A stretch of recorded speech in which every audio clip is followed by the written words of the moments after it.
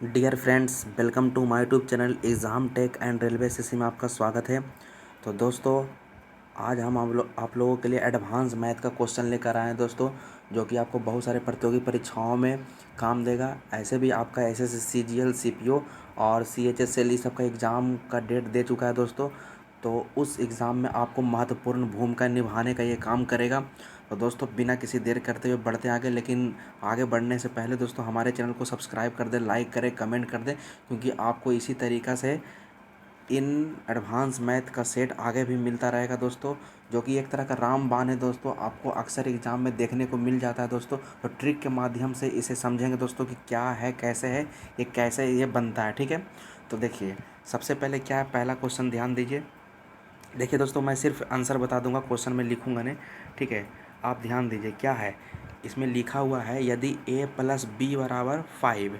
ठीक है, a plus B बराबर 5। यहाँ पर ध्यान दीजिए दोस्तों, a प्लस बी बराबर 5 दे रखा है। ठीक है, और क्या कह रहा है दोस्तों, a इंटू बी, मतलब a गुना b बराबर कितना है, 6 है।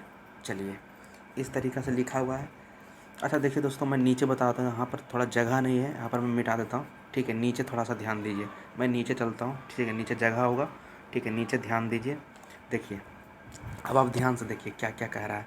सबसे पहले क्या कह रहा है इसमें दोस्तों, इसमें बोल रहा है कि a प्लस बी। ठीक है, a प्लस बी बराबर कितना है, 5 दे रखा है।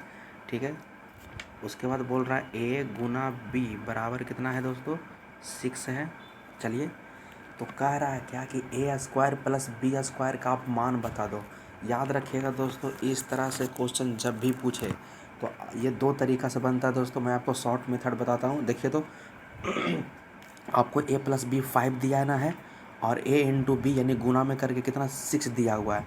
तो ये जो दिखाई दे रहा है दोस्तों, ठीक है, इसे हम 3 प्लस 2 लिख सकते हैं कि नहीं, ये बताइए। ठीक है, और इधर गुना में है तो इसको हम क्या लिख सकते हैं, 3 गुना 2 लिख सकते हैं। मतलब 3 इधर भी है, 3 उस पार भी है, 2 इधर भी है, 2 इधर भी है। बस अंतर इतना है कि इधर प्लस में दे रखा है तो उधर माइनस में दे रखा है। ठीक है, तो जब इस तरह से आपका कम्बिनेशन हो जाए दोस्तों, तो आपको कुछ नहीं करना है। आपको बस क्या करना है कि ये जो 3 दिख रहा है, ठीक है, ए के जगह पर रख देंगे 3। ठीक है, और बी के जगह पर रख देंगे 2। बस यही इतना करना है। ठीक है, तो आपसे क्या पूछ रहा था, आपसे पूछ रहा है कि भाई साहब आप हमको बता दो ए स्क्वायर प्लस बी स्क्वायर का मान बताओ।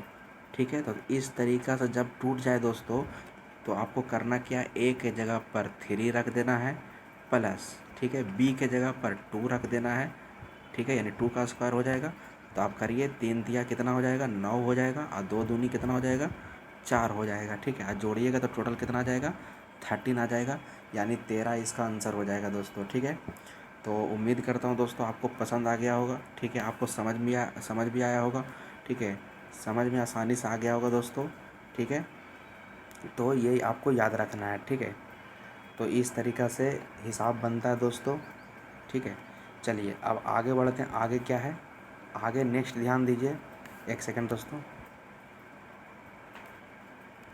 एक सेकंड, चलिए आगे बढ़ते हैं। यहीं पर बनाता हूँ दोस्तों। आगे देखिए दोस्तों, ध्यान दीजिए थोड़ा सा। सेकंड नंबर में क्या कह रहा है दोस्तों, सेकंड नंबर में बोल रहा है दोस्तों कि x प्लस वाई बराबर 8 दे रखा है। तो x इंटू वाई का अधिकतम मान, मतलब मैक्सिमम वैल्यू आप बता दो कितना होगा मैक्सिमम वैल्यू।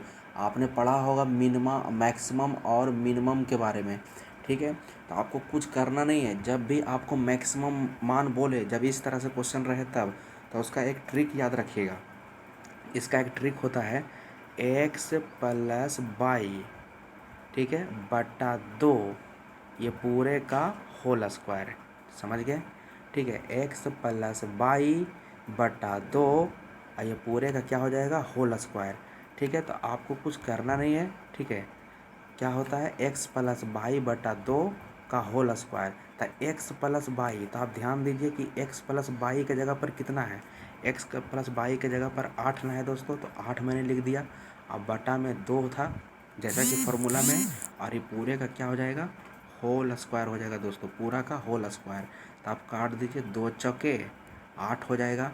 फिर 4 का स्क्वायर करिएगा तो कितना हो जाएगा, 16 हो जाएगा।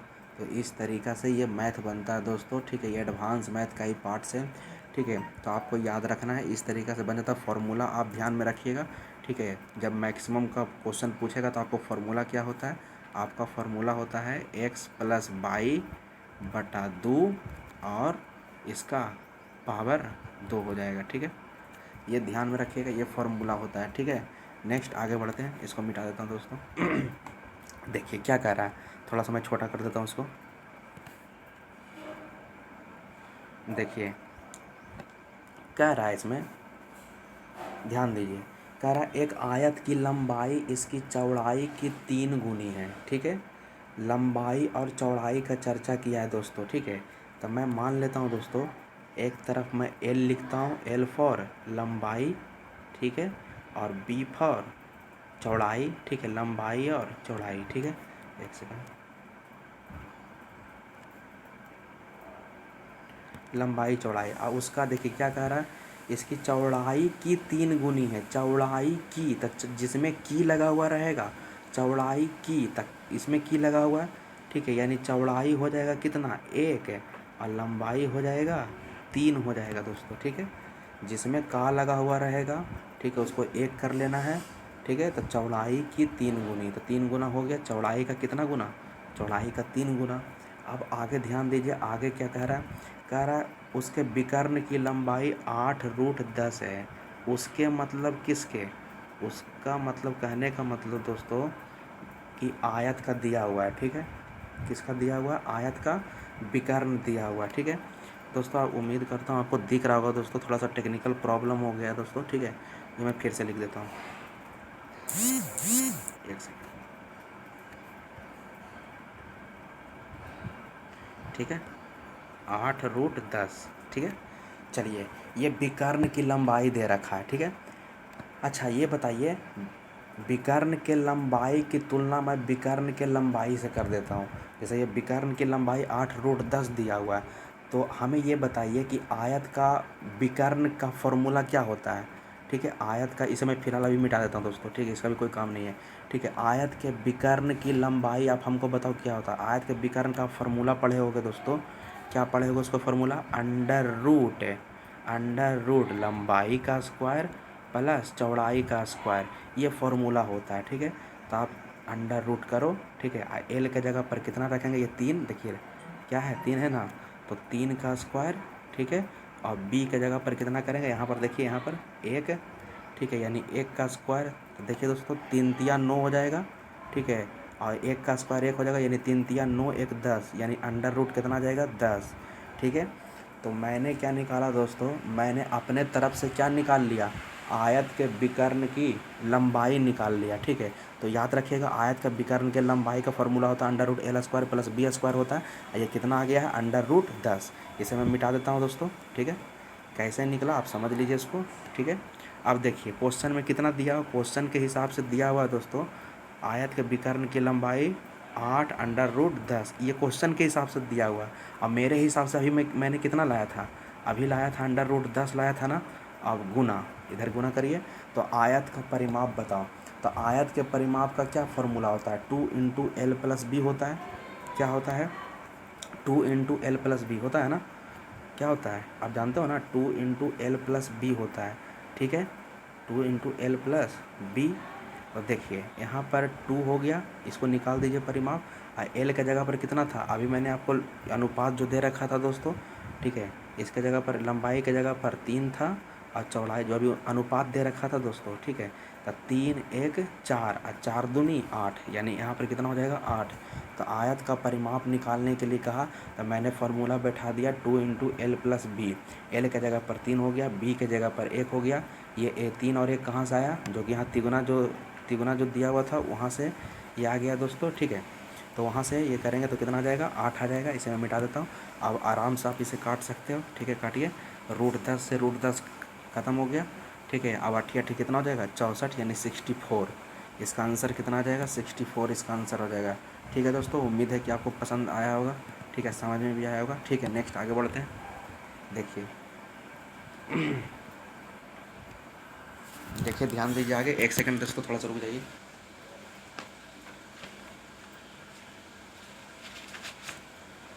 एक सेकंड दोस्तों,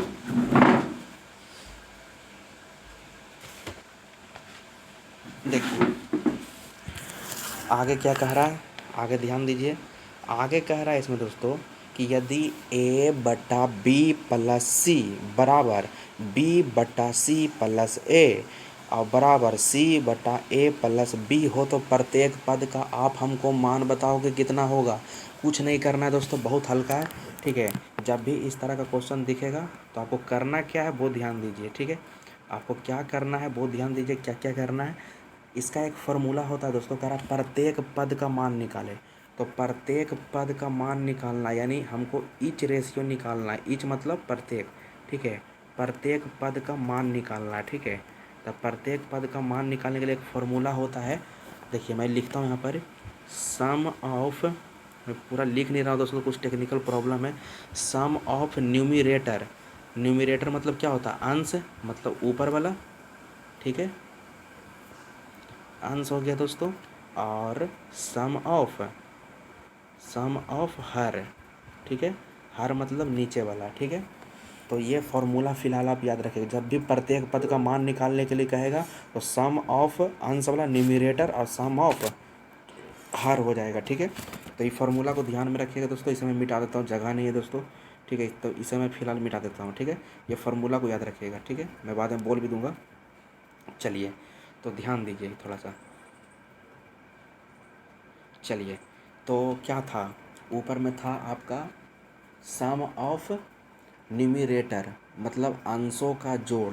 तो अंशों का जोड़ ध्यान दीजिए। देखिए यहाँ पर 4 नंबर में क्या कह रहा है, यहाँ पर ध्यान दीजिए। 4 नंबर में क्या है दोस्तों, ऊपर में देखिए तो क्या है, ए लिखा हुआ है ना।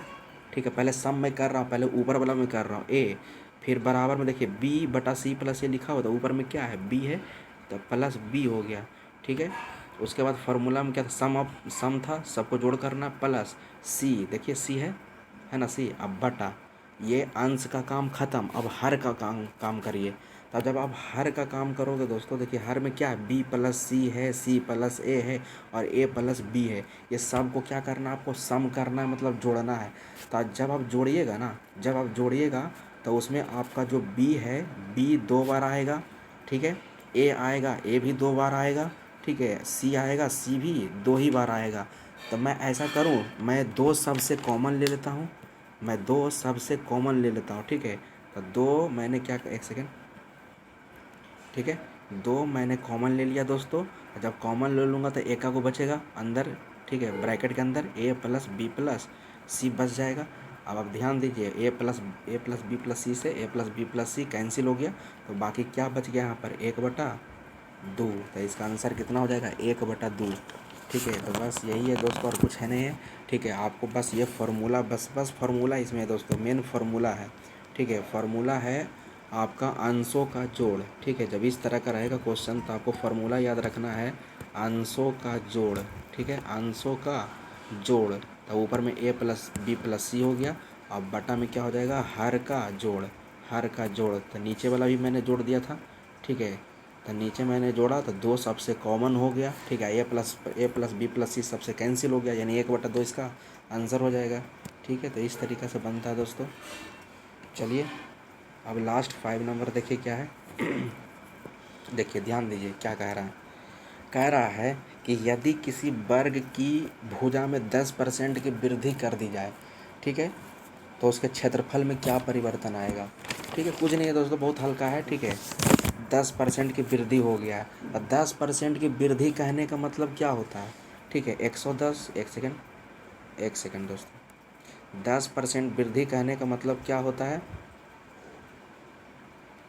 ठीक है, 110।